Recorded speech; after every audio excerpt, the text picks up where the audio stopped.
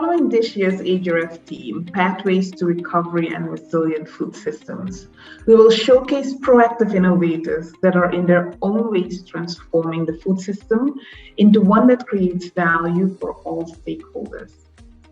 We're starting off with Miss Elizabeth Gulugulu in Zimbabwe. She's the Programs Manager of African Youth Initiative on Climate Change, an umbrella initiative of all youth organizations in Africa working on climate change. The network works to welcome like-minded youth that are uniting and proactively involved in adopting sustainable options towards better climate and social equity. Secondly, we're looking at Miss Evelyn Wangari in Kenya. She's an enthusiastic urban farmer and blogger who runs a show called Farmer on Fire, fighting all odds to embark on a farming journey in the city. Evelyn started Farmer on Fire to inspire people to embrace farming, even in limited spaces like in the city.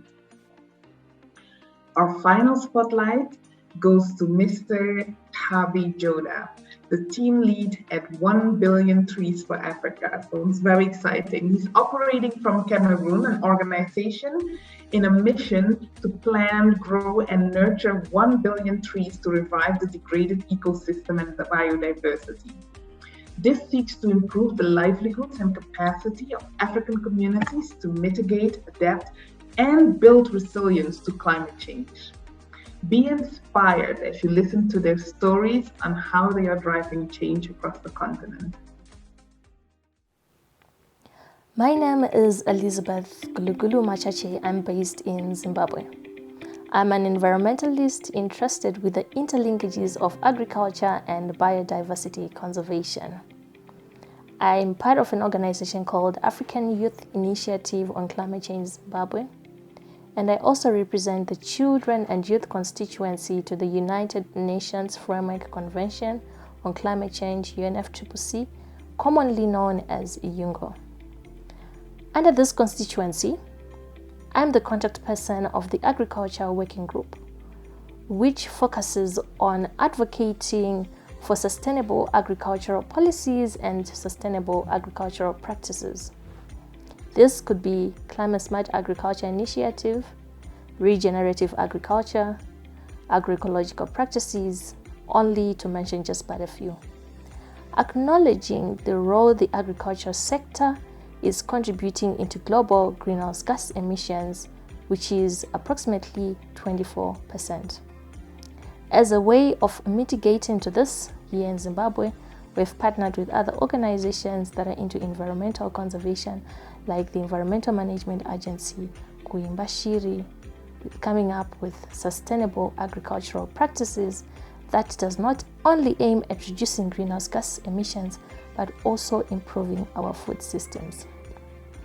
What we have done as a group of young people, we've come up with our innovative ways to improve our food systems by harvesting water hyacinth, which is an invasive alien species here in Zimbabwe, and it has been difficult to control it over the years.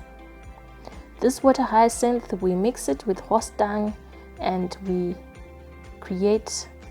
come up with organic manure, which is quite healthy for our vegetables and for our foods. By using this organic manure, we have since stopped using fertilizers in the gardens because of its harmful nature, not only to the atmosphere, but also to tiny little organisms that we cannot see by our naked eye, but also play a very important role in our food systems. This initiative has enabled us to be very environmental conscious because we are also protecting our environment. We are protecting the soil organisms. We are protecting our soils because this improves soil quality. We are playing our part in ensuring sustainable food systems. For your own information, if a food system is in violation of the environment, then it is not sustainable. We also believe that innovation is the answer to our today's problem, and we cannot start talking about coming up with sustainable food systems without looking at how young people are innovative. Through innovations, different innovations, we can conserve water, we can improve productivity, we can ensure food security, and promote healthy lifestyles and healthy diets. Innovations enables transparency and traceability along the food chain. Therefore, it is of vast importance for young people to be given a space to be innovative. It is of vast importance for young people to be capacitated, not only technically, but financially, to upscale the projects that they are doing, which are playing a significant role in promoting sustainable food systems. Thank you. Hello, my name is Wangari Kuria, aka the Farmer on Fire.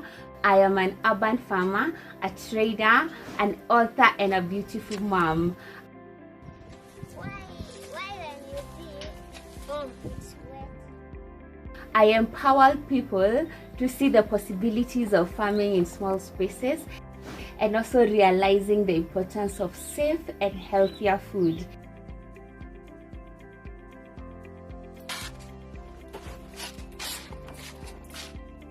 I specialize in mushroom farming, rabbits, and strawberry farming.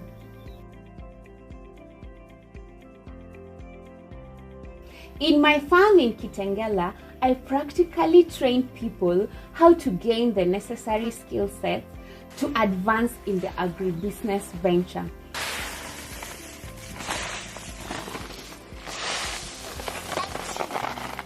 Hi guys, welcome. Thank you for subscribing. As the world goes digital, I have taken farming lessons online for my fellow farming enthusiasts to still have access to information. Also, twice a week, I dispense free agri-knowledge on my YouTube channel, Farmer on Fire. One of the biggest challenges to farmers is lack of access to the market. Through Farmer on Fire, I am leveraging on the digital disruption to give the skills and power to the farmers in order for them to promote the produce themselves to their target consumers online. So everything that I train from is extracts from my book. So as an author, in my book, How to Start Farming, I intend to spark hope and action for Kenya and Africa at large, to look at agribusiness as an income-generating activity for all, and mostly the unemployed youth. My goal as Farmer on Fire is to help people realize the importance of safer and healthier foods for a better lifestyle.